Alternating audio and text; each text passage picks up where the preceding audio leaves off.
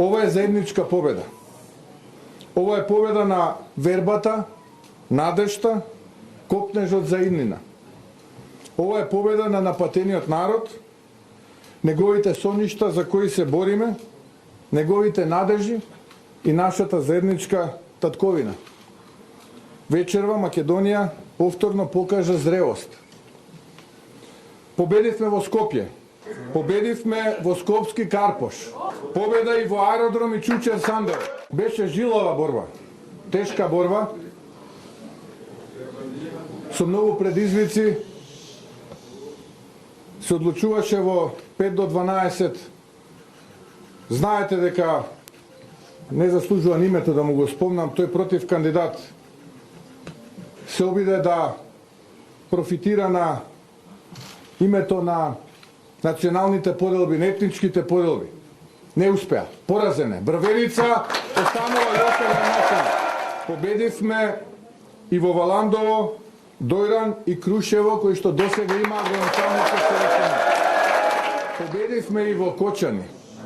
Нашето Кочани, кое мораме да го издигнеме и подкрепиме.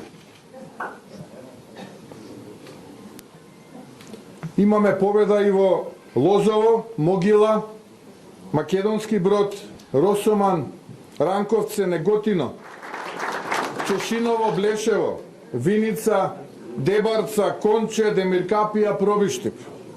Но морам и да признам и да соопштам една посебно силна порака која доаѓа оваа вест. А таа е од нашето Кичево. Падна Фатмир Дехари.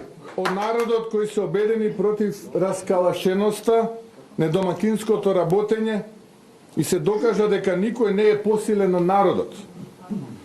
Но и покажавме што можеме кога сме обединети. Таму соработувавме.